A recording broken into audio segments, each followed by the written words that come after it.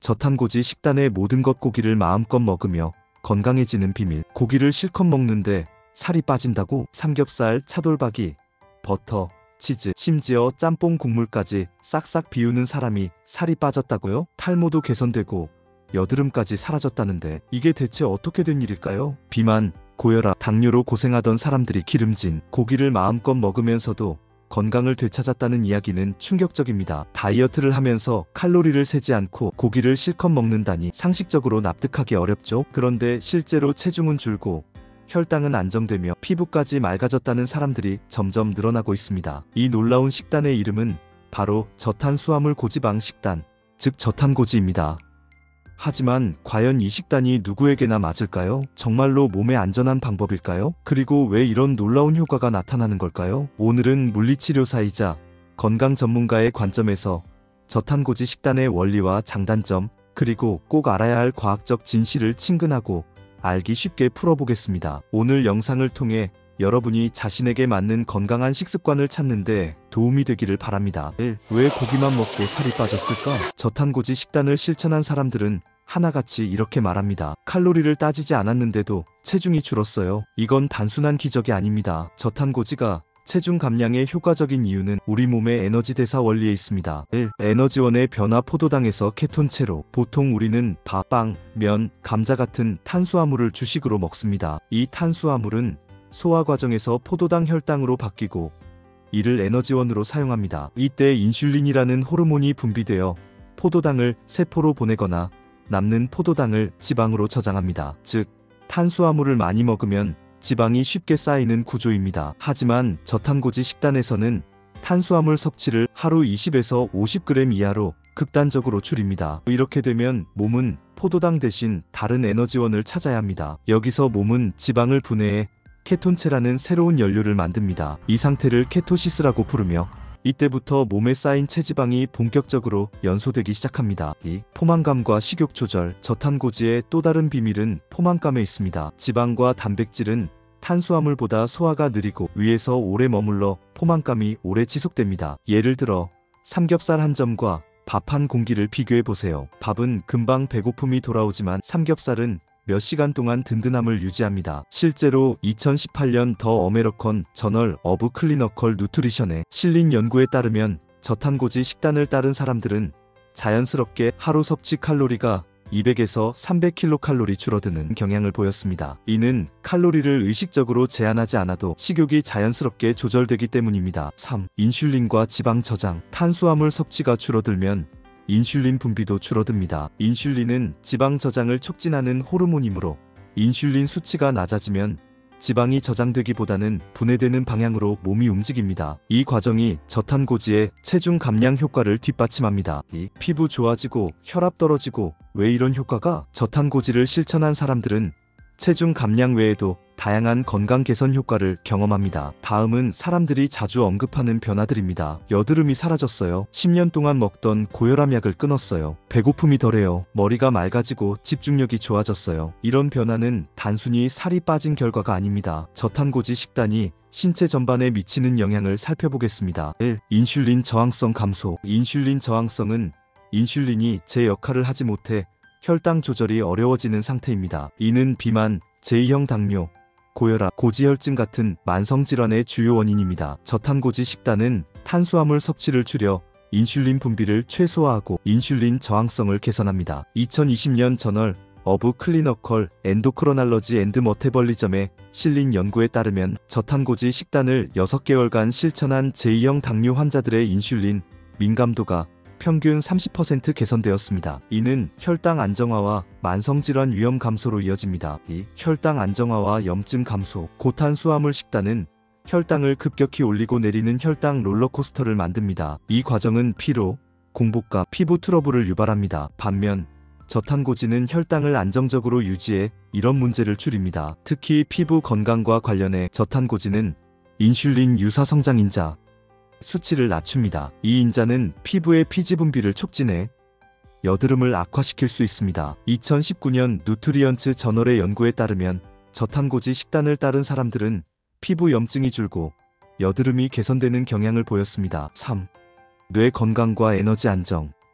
케톤체는 뇌의 훌륭한 에너지원입니다. 포도당은 뇌가 빠르게 사용하는 연료지만 혈당 변동으로 인해 에너지 공급이 불안정할 수 있습니다. 반면 케톤체는 안정적이고 지속적인 에너지를 제공합니다. 이 때문에 저탄고지 식단을 따르는 사람들은 집중력 향상과 정신적 맑음을 경험한다고 보고합니다. 3. 고지방 식단.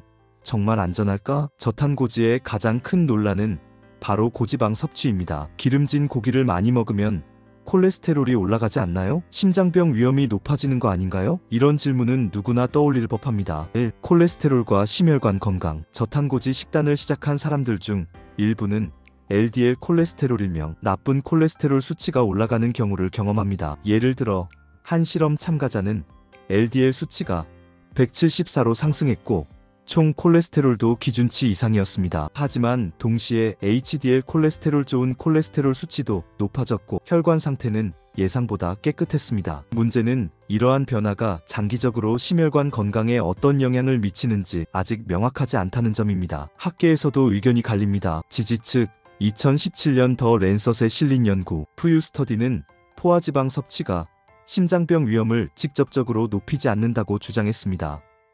오히려 탄수화물 과다 섭취가 사망률을 높이는 주요 요인으로 나타났습니다. 반대측 미국 보건영양조사 16년 추적 연구는 포화지방과 트랜스지방 섭취가 사망률 증가와 관련 있다고 결론지었습니다. 반면 채소 기반의 불포화지방과 오메가3는 사망률을 낮췄습니다. 이 장기적인 안전성. 저탄고지의 장기적인 안전성은 아직 충분히 연구되지 않았습니다. 일부 전문가는 포화지방이 심혈관 질환을 유발하지 않는다고 주장하지만 고지방 식단이 간, 신장, 소화계에 미치는 영향은 개인에 따라 다를 수 있습니다. 특히 APO이사 유전자를 가진 사람은 고지방 식단으로 인해 LDL 콜레스테롤이 더 많이 상승할 가능성이 있습니다. 4. 저탄고지는 모두에게 맞는 방법일까? 저탄고지는 모든 사람에게 맞는 해결책은 아닙니다. 사람마다 체질, 건강 상태, 생활 습관이 다르기 때문에 효과와 부작용도 다르게 나타납니다. 1. 저탄고지의 부작용. 저탄고지를 시작하면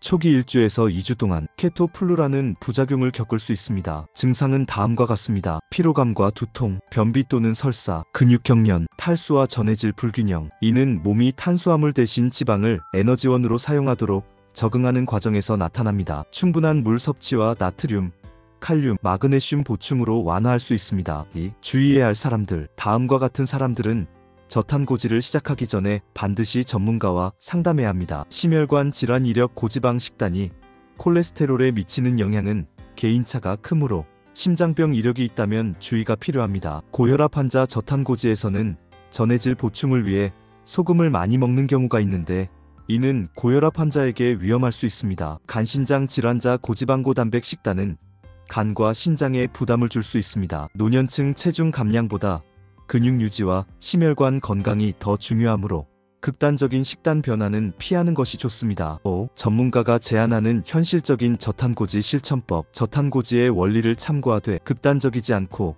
지속 가능한 식단을 구성하는 것이 중요합니다. 아래는 건강 전문가로서 제안하는 실용적인 가이드입니다. 1. 탄수화물 좋은 탄수화물 선택하기. 탄수화물을 완전히 배제하기보다는 혈당을 천천히 올리는 저혈당 지수 탄수화물을 선택하세요. 현미, 퀴노아, 오트밀, 고구마, 단호박, 콩류렌틸콩, 병아리콩, 잎채소 시금치, 케일, 상추. 하루 탄수화물 섭취량은 개인 목표에 따라 50에서 100g 정도로 설정하면 적당합니다. 2. 단백질 지방 적은 단백질 위주로. 고지방 고기를 과도하게 먹으면 포화지방 섭취가 늘어납니다. 대신 지방이 적은 단백질을 중심으로 식단을 구성하세요. 생선, 고등어, 정어리, 연어, 닭가슴살, 칠면조, 두부, 템페, 계란 하루 12개 적당. 3. 지방 좋은 지방 선택하기. 모든 지방이 건강한 것은 아닙니다. 트랜스 지방과 과도한 포화지방은 피하고 불포화지방을 우선 선택하세요. 올리브 오일, 아보카도 오일, 견과류, 아몬드, 호두, 아보카도, 오메가3 고등어,